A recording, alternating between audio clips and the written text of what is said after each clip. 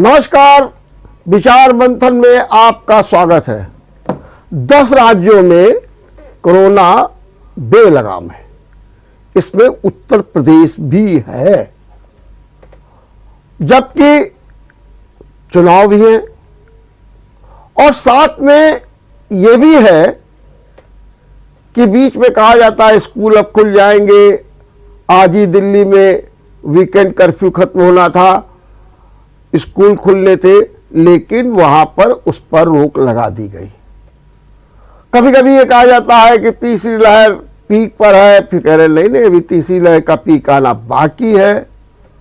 इसी बीच आज सरकार ने बच्चों के लिए गाइडलाइन जारी कर दी। आज इसी पर चर्चा करेंगे और इस चर्चा में हमारे साथ जुड़े हुए हैं जाने माने बाल रोग विशेषज्ञ और पूर्व महानिदेशक स्वास्थ्य doctor VN Tripathi ji. Doctor साहब, मैं आपका बहुत बहुत स्वागत करता हूं। और आपने तो बच्चों को कोरोना से निजात दिलाने के लिए वैक्सीन, ट्रायल, जागरूकता, बहुत कुछ किया है। आज क्या ऐसी आवश्यकता पड़ गई कि बच्चों के लिए गाइडलाइन जारी की गई? इसका क्या मतलब है? डॉक्टर साहब, बिल्कुल आपने बहुत ही सामयिक और बहुत ही महत्वपूर्ण प्रश्न है जो हमारे जेएमडी के दर्शकों को और जनता को मालूम होना चाहिए, खासकर अभिभावकों और माता पिता को। एक तो ये है कि अभी 18 साल से छोटे जो बच्चे हैं उनको टीकाकरण नहीं हुआ है। 15 से 18 वालों को लगभग आधे किशोरों को टीकाकरण हुआ है, जो अभी हमने करीब 20 दिन से शुरुआत करी, इसी महीने से।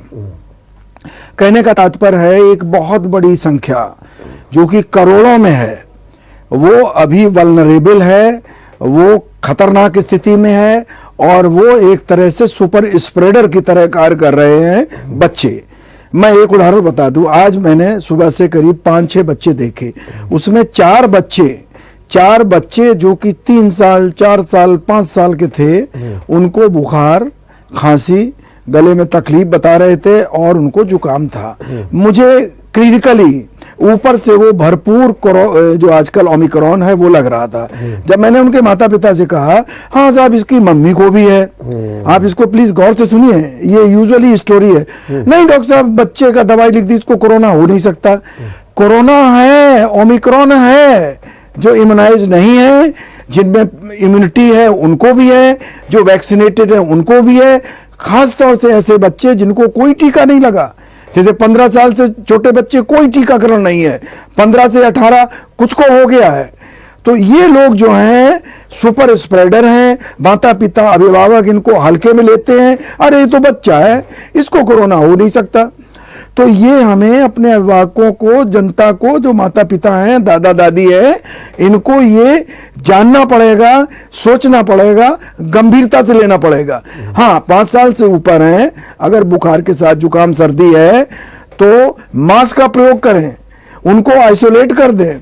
अगर घर में और किसी को, जैसे माता पिता में से किसी को भी जुकाम खांसी है, उनको उनके साथ कर दें। आइसोलेशन करना है, उनकी जांच करानी है और डॉक्टर से पूछ के, मैं इसको रिपीट कर रहा हूं, डॉक्टर से पूछ के, अपने फैमिली डॉक्टर या पीडियाट्रिशियन जो भी हैं उनके अनुसार दवा लेनी है। खुद डॉक्टर ना बने और मेडिकल स्टोर से दवा लेके ना चालू करें।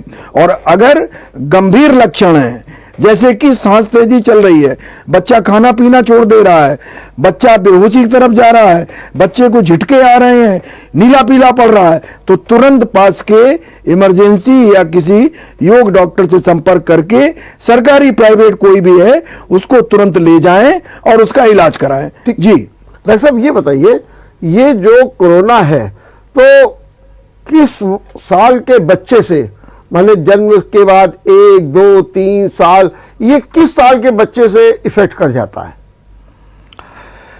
देखिए डॉक्टर साहब, ये तो जन्म के बाद नवजात शिशु को भी कोविड का इन्फेक्शन हो सकता है, संक्रमण हो सकता है। जी जी। तो कोई भी उम्र इसके लिए इम्यून नहीं है। जी। हमारे यहाँ जैसे जीएसवीएम मेडिकल कॉलेज के बाल रोग चिकित्सालय में छोटे छोटे बच्चे 3 दिन के, 5 दिन के, 8 दिन के, 1 महीना, 1.5 महीना, 3 महीना, ये बच्चे ऑलरेडी एडमिट हैं, एडमिट होते रहते हैं। कुछ गंभीर हो गए हैं, लेकिन खुशी की बात है ज्यादातर बच्चे हमारे डॉक्टरों के प्रयास से, ऑक्सीजन या और इलाज से ठीक हो गए हैं।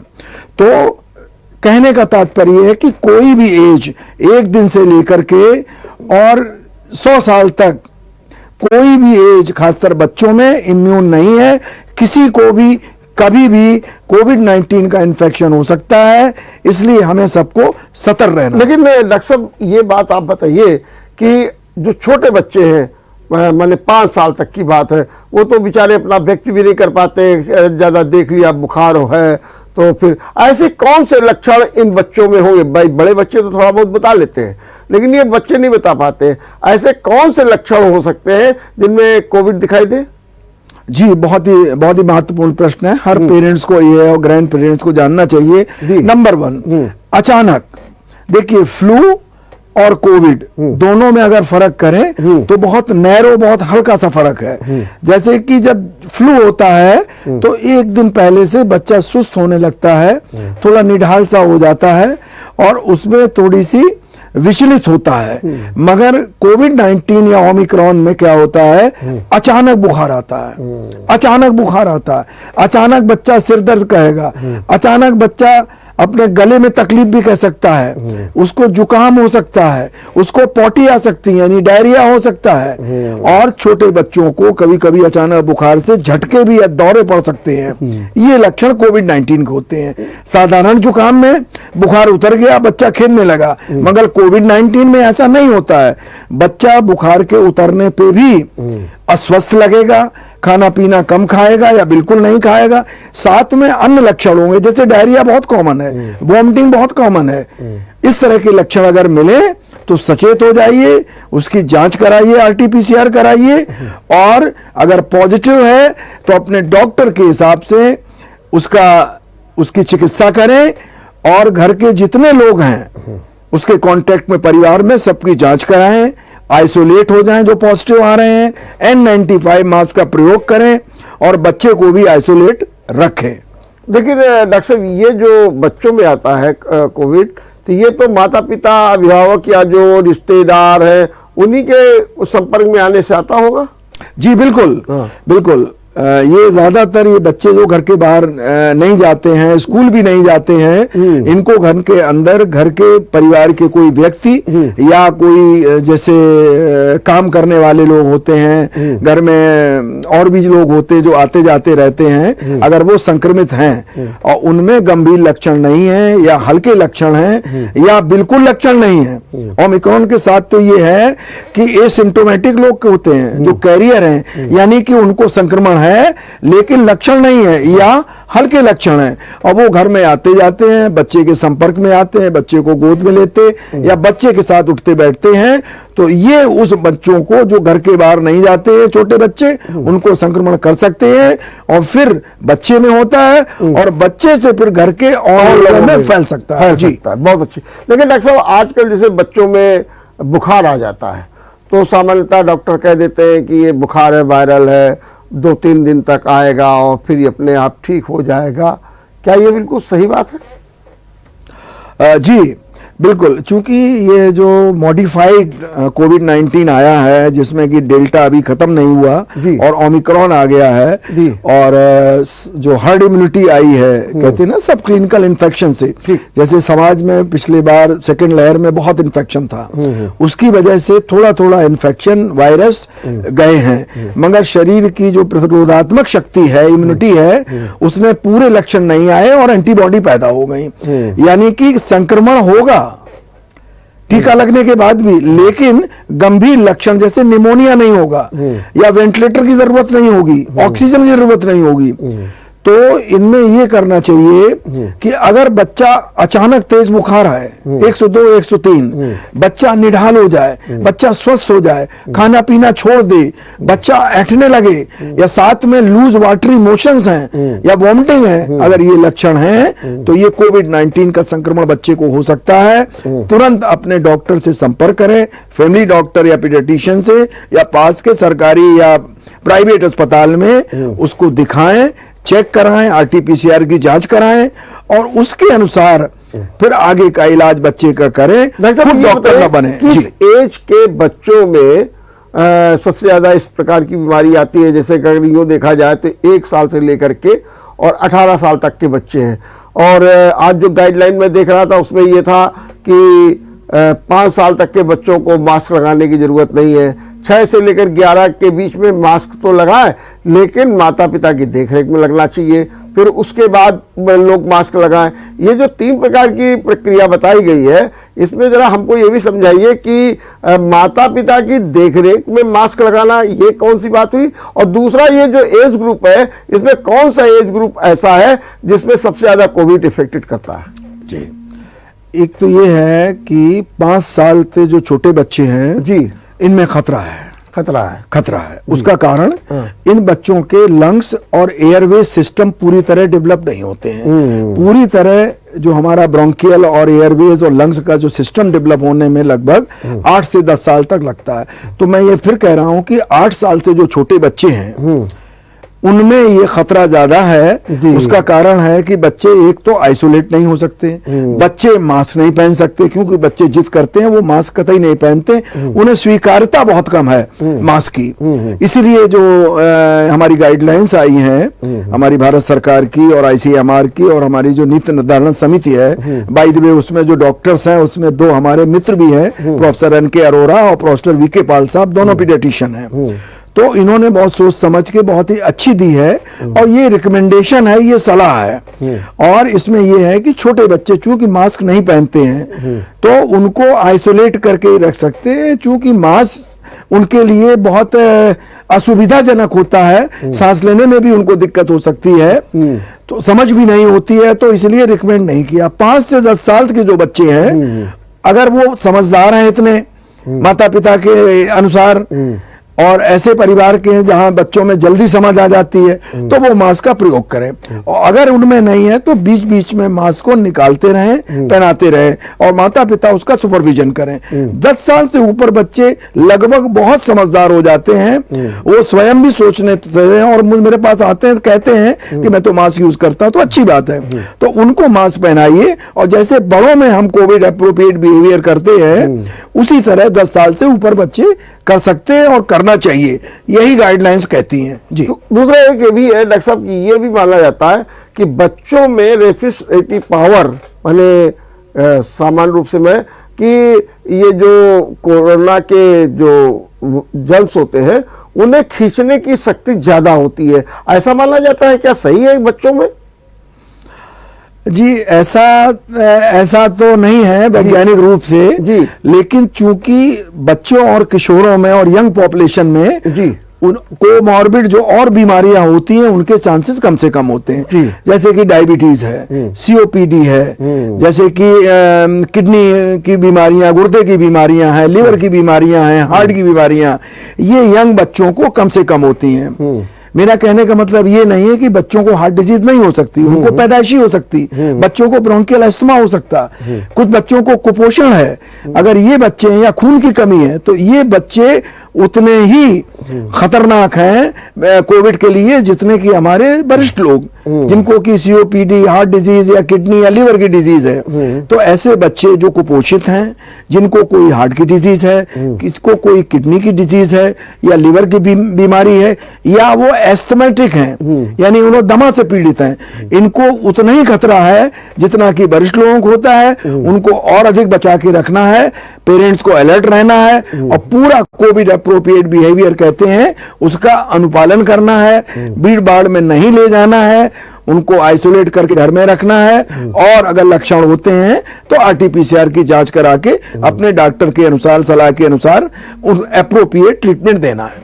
वैसे भी एक बात ये भी सामने आती है कि जो अभी गाइडलाइन में भी आया है कि स्टेरॉइड जो है दवा अगर किसी बच्चे को दी जा रही है तो कम से कम 2-3 दिन 4 दिन उसको रोक देना चाहिए, वो दवा बिल्कुल नहीं दी जानी चाहिए और उसके बाद अन्य दवाएं दी जाए और डॉक्टर से परामर्श किया जाए। आपकी क्या सलाह है इस मामले में? बिल्कुल, ये 100% सही है। मैं भी ये रिकमेंड करता हूँ, क्योंकि मैं शिशु बाल रोग विशेषज्ञ हूँ, तो मैं बिल्कुल रिकमेंड करता हूँ कि स्वयं खरीद कर या कोई भी डॉक्टर जो पीडियाट्रिशियन नहीं है उनसे मेरा अनुरोध है कि वो बच्चों में स्टेरॉइड का प्रयोग कतई न करें। स्टेरॉइड का प्रयोग करना फायदे की जगह घातक हो सकता है, जानलेवा हो सकता है अगर इसका सही इंडिकेशन नहीं है। तो डॉक्टरों को स्टेरॉइड का प्रयोग से बचना चाहिए।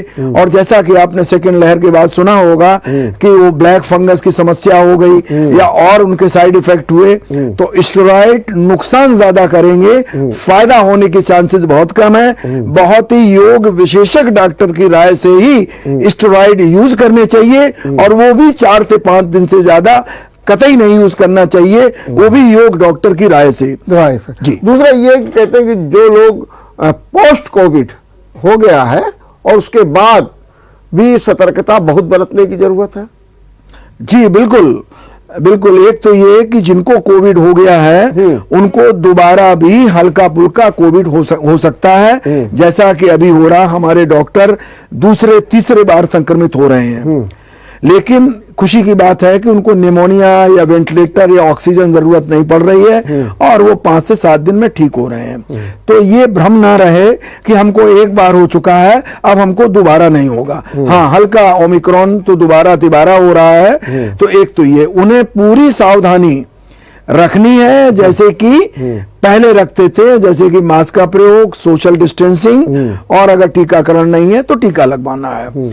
तीसरा उसके कॉम्प्लिकेशन जो कोविड-19 होता है उसके बाद 1-1.5 साल तक कुछ कॉम्प्लिकेशन है, जैसे कि मांसपेशियों में कमजोरी, भूख का न लगना, कभी कभी पेट में दर्द होना, इस तरह के लक्षण हो जाते हैं, या जोड़ों में तकलीफ, तो ये रहती हैं। धीरे धीरे ये ठीक हो जाएंगी, क्योंकि कोविड-19 जब इन्फेक्शन होता है तो पूरे बॉडी के इम्यून सिस्टम को झकझोर देता है।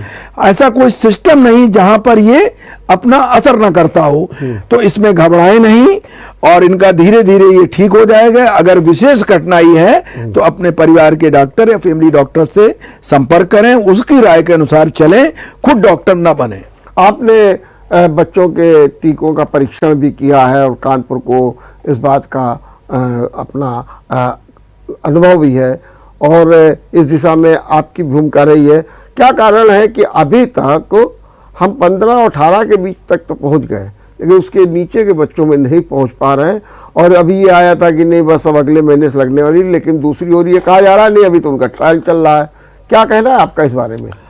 जी डॉक्टर साहब, जैसे कि देश भर में अपनी भारत बायोटेक इंटरनेशनल लिमिटेड अपनी भारतीय कंपनी है, उनकी कोवैक्सीन, ये बड़ों में भी ट्रायल किया था हम लोगों ने। कानपुर सेंटर का मैं उसका प्रमुख इन्वेस्टिगेटर भी था। जो बच्चों में स्टडी हुई उसमें सबसे छोटा बच्चा हमारा 2.5 वर्ष का था जी, और जो हमने 2 से 18 वर्ष तक के बच्चों में इसका क्लिनिकल ट्रायल किया। और खुशी की बात है कि जो डेटा हमारे आए हैं ICMR और WHO और ये भारत सरकार को जो हमने यहाँ से भेजे, उनका बच्चों का ब्लड टेस्ट करके, तो ये देखा गया कि ये कोवैक्सीन बच्चों में पूर्णतया सुरक्षित है। दूसरा, इसकी जो इम्यूनोजेनिसिटी है, यानी कि जो इसका कोविड-19 की प्रोटेक्शन क्षमता है, वो भी 80% और 90% के बीच में है, यानी कि बहुत ही उपयुक्त है बच्चों में भी बड़ों की तरह। और इसमें बच्चों में कोई ऐसे विशेष साइड इफेक्ट भी नहीं हमें मिले। और भारत सरकार की रिपोर्ट इसके बाद जो आई है वो भी बहुत उत्साहपूर्णजनक है। शायद जो भारत सरकार ने अभी 15 से 18 किया है, मुझे जो एक हमारे अपना अनुमान के मुताबिक भारत सरकार के पास या जो दवा कंपनी यहाँ है भारत बायोटेक, शायद इतनी इनके पास वैक्सीन नहीं है जो हमारे हर उम्र के करोड़ों बच्चों को ये सप्लाई कर सके। भारत सरकार ये नहीं कहती है कि ऐसा है, लेकिन चूंकि मैं पीडियाट्रिशियन हूँ, मैं उत्तर प्रदेश सरकार का एक जिम्मेदार अधिकारी भी रहा हूँ, वैक्सीन का ट्रायल भी हमने किया है, तो मैं कह सकता हूँ कि शायद सप्लाई और अवेलेबिलिटी की समस्या है। और सरकार ने ये कहा है कि बहुत जल्दी वो 10 से जो 15 या 12 से 15 के एज ग्रुप को भी इसमें सम्मिलित करेंगे, वो शायद अगले महीने में करेंगे, फेजेज में करेंगे। शायद सप्लाई है, अंतरराष्ट्रीय हमारी एक बाध्यता है, ऐसा मुझे मालूम पड़ा है, हमें और भी देशों को देना है, WHO ने भी कहा है। तो सार्वभौमिक मित्रता या कह सकते हैं आप एक बाध्यता की वजह से हम पूरी सप्लाई अपने देश में नहीं रख सकते हैं। जो भी कंपनियां बना रही हैं हमारे देश की 3 कंपनियां, तो उनको वहां भी देना पड़ता। तो शायद सप्लाई की अवेलेबिलिटी की समस्या की वजह से एकदम से हम सभी को नहीं लगा पा रहे हैं, और धीरे धीरे फेजेस में हम और छोटी उम्र के बच्चे जैसे 12 से 15 को लेंगे, इसके बाद फिर हम लेंगे 8 से 12, इस तरह धीरे धीरे लेंगे। डॉक्टर साहब ये बताइए कि आज जो ये गाइडलाइन जारी की गई अचानक, इसका क्या कारण आप मानते हैं? क्या बच्चों में इस बात की टेंडेंसी बढ़ रही है, या फिर सब कुछ हालात को देखते हुए किया जा रहा है? इसका कारण आप क्या मानते हैं एकदम गाइडलाइन जारी करना? जी बिल्कुल, बड़ों की गाइडलाइंस और बच्चों की गाइडलाइंस में ये फर्क है कि एक तो बच्चे वेट और उनका जो शरीर का क्षेत्रफल है उसके अनुसार वो रिएक्ट दूसरी तरह से करते हैं जब भी कोविड-19 का इन्फेक्शन होता है। और स्पष्ट गाइडलाइन अंतर्राष्ट्रीय लेवल पर भी बहुत नहीं थी, और कंफ्यूजन था डॉक्टरों के बीच में, हमारे बाल रोग विशेषज्ञ हैं जो उनके बीच में। तो सरकार ने इस कंफ्यूजन और भ्रम को दूर करने के लिए और बच्चों और छोटे बच्चों में और किशोरों में कुछ इन्फेक्शन, ये जो हमारी तीसरी वेव सो कॉल्ड आई है, उसमें करीब करीब 1/3 जो बच्चे हैं और किशोर हैं वो कोविड-19 की जो तीसरी लहर ओमिक्रॉन हो चाहे डेल्टा की ही तीसरी हो, उसमें 1/3 हमारे बच्चे सफर कर रहे हैं। वो 15 साल से छोटे बच्चे हैं। तो भारत सरकार को स्पष्ट रूप से अपनी गाइडलाइन बनाने को उन्होंने अपनी जरूरत समझी, और उसको उन्होंने पूरे देश में लागू करने के लिए एक सलाह के रूप में उसका जियो ऑर्डर एक सर्कुलेट कर दिया है, जिससे एक हमारे डॉक्टर लोग उसके अनुसार गाइडलाइन के अनुसार बच्चों और किशोरों का चिकित्सा प्रबंधन कोविड-19 का कर सके। दूसरी चीज डॉक्टर साहब, क्या आप मानते हैं कि तीसरी लहर की बात हो रही थी, ये हुआ था कि 19 तारीख को पीक पे होगा और अन्य जगह पर 23 तारीख को होगा, क्या ये माना जाए कि अब जो है पीक पर है या अभी पीक आना बाकी है? इसमें बहुत से लोग अपने अनुमान, आकलन, गणना इत्यादि करके जो बताते हैं, तो मैं अपने अनुभव से और जो पिछले कोविड-19 के जो उससे मैं डायरेक्ट जुड़ा रहा हूं, तो मैं ये कह सकता हूं कि अभी पीक में पीक नहीं आई है हमारे अपने मुताबिक। और ऐसा लगता है कि 1 सप्ताह के अंदर शायद पीक आ जाए, और इसके बाद एक प्लेटू होगा और फरवरी आते आते इसमें कमी हो जाएगी। ऐसा मेरा अपने अनुभव के हिसाब से मेरा आकलन है, अनुमान है। और बाकी तो बहुत सारे इसमें वैज्ञानिक लगे हुए हैं, तो इसमें 1 सप्ताह अभी पीक आने में लग सकता है मेरे अपने अनुमान के मुताबिक। डॉक्टर साहब, ये भी कहा जा रहा है कि जब जांच ज्यादा होने लगती है, जैसे बीच में भी ये हुआ कि आंकड़े गिरने लगे, और अब इधर 2-3 रोज से फिर बढ़ गए, 3,47,000, 3,17,000, पहले तो 2,68 थे, फिर नीचे चले गए। तो कहते हैं कि जब जांच तेज हो जाती है, ज्यादा होती है, तो फिर परसेंटेज बढ़ जाता है, और जब जांच में कमी होती है तो फिर परसेंटेज नहीं दिखाई देता है। क्या ये बात आप सही मानते हैं? ये तो डॉक्टर साहब स्वतः स्पष्ट है। जब हम जांची सब सस्पेक्टेड या जो हमारे पीड़ित हैं जुकाम बुखार या उससे जिनको लगता है, जब हम कम करेंगे तो पॉजिटिव भी कम आएंगे, और जब ज्यादा करेंगे तो हमने मान लो 10,000 का किया और 10,000 में 1,000 पॉजिटिव आ गए, 500 पॉजिटिव आ गए, और हमने 5000 का किया तो उसमें 250 आए। तो ये तो स्वतः स्पष्ट है कि जब ज्यादा करेंगे तो ज्यादा पॉजिटिव आएंगे, और ज्यादा करना चाहिए, ज्यादा करना बिल्कुल, जिससे कि स्थिति स्पष्ट हो, जनता भ्रम में न रहे। ठीक बात। जी। आज डॉक्टर त्रेहान का एक मैं बयान पढ़ रहा था, उन्होंने कहा सर्दी जुकाम को आप फ्लू मत मानिए और इस पर प्रॉपर होकर के इसे गंभीरता से लीजिए। ये उनका एक सामान्य रूप से एक आया है, सलाह आई है। आप इसको किस रूप में देखते हैं? जी बिल्कुल, मैं डॉक्टर त्रेहान साहब की इस सलाह से 100% सहमत हूँ, इसको एंडोर्स करता हूँ और सपोर्ट करता हूँ। बिल्कुल सही। इस समय जो भी केसेस आ रहे हैं, अगर बुखार के साथ सर्दी जुकाम है, छोटा बच्चा गले में खराश नहीं कह पाएगा, डायरिया है या नहीं है, कृपा करके उसकी आरटीपीसीआर जांच कराएं, उसको आइसोलेट करें, और इसको कह सकते हैं ना संभावित कोविड-19 की तरह उसको लें, तभी मेरे ख्याल से हम पूरे केसेस को ट्रेस कर पाएंगे और कंट्रोल कर पाएंगे। मैं डॉक्टर त्रेहान की इस बात से पूर्णतया सहमत हूं। जी। क्या आपकी भी इस समय कोई विशेष सलाह, जैसे त्रेहान ने एक सलाह दी है, आप भी कुछ इसमें इंडोर्स करना चाहते हैं? जी बिल्कुल।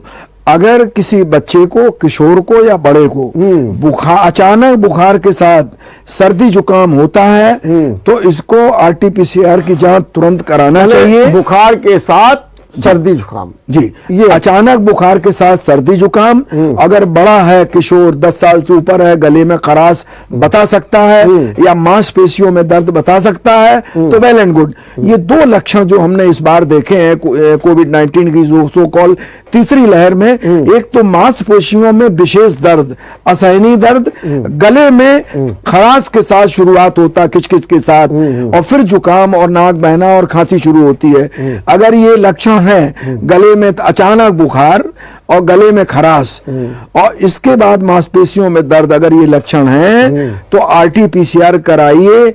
हमारे पूरे अनुभव और इस मौसम में देखते हुए आरटीपीसीआर तुरंत कराएं, क्योंकि ये कोविड-19 हो सकता है। आइसोलेट करें, आरटीपीसीआर करें, पॉजिटिव है तो उसका पूरा 5 से 7 दिन जैसा डॉक्टर बताएं वो करें। अगर ये नहीं पॉजिटिव है तो कोई बात नहीं। ठीक बात। डॉक्टर साहब, ये आप ये मानते हैं कि बीच बीच में आ जाता है कि स्कूल खोले जाएं, स्कूल बंद कर दिए जाएं, आपकी क्या राय है इस समय बच्चों के स्कूल खोलने के बारे में, या स्कूल कॉलेज दोनों के खोलने के बारे में?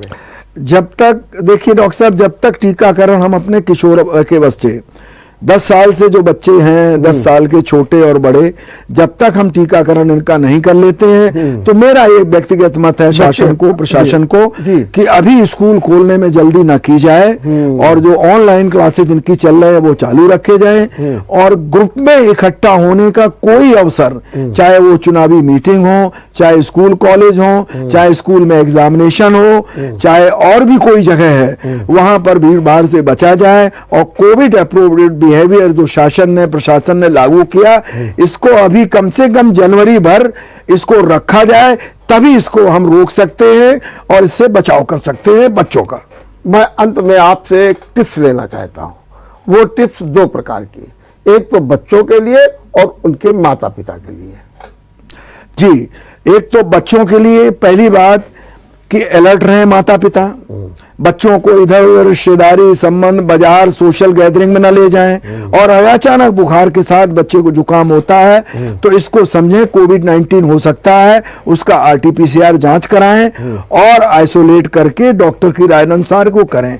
बड़े लोग अपने को टीका लगवा लें जिनको नहीं लगा है, और वो भी पूरी सावधानी बरतें, हाथ की साफ सफाई, N95 मास्क का प्रयोग करें, और बाहर से जब घर में आए तो हाथ साफ करें साबुन से, मास्क का प्रयोग करें, बच्चों से ना मिलें या बड़े बूढ़े उनसे ना मिलें, और अपने अलर्ट रहें, और जरा भी शक हो तो उसकी जांच कराएं, सावधानी बरतें, और कोविड एप्रोप्रिएट बिहेवियर का 100% पालन करें। मतलब बच्चों को बहुत संभाल करके रखें, घर में रखें, बाहर नहीं जाने दें, भीड़ भाड़ में बिल्कुल नहीं जाने दें, बाजारों में बिल्कुल नहीं जाने दें। आप यही तो कहना चाहते हैं? जी बिल्कुल। चलिए, बहुत बहुत धन्यवाद डॉक्टर साहब, आपने बहुत अच्छे ढंग से आज टिप्स भी दी और आपने अलर्ट भी किया।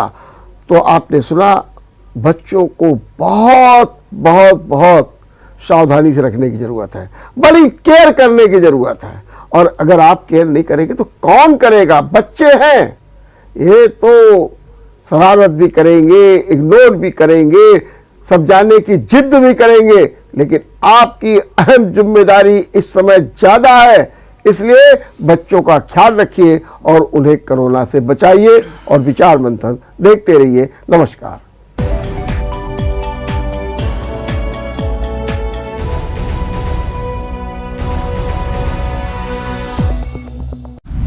अगर आपको हमारा वीडियो पसंद आया हो तो हमें लाइक करें, सब्सक्राइब करें और ज्यादा से ज्यादा शेयर करें। और हाँ, बेल आइकॉन दबाना ना भूलें ताकि हर खबर का अपडेट आप तक पहुंचे तुरंत।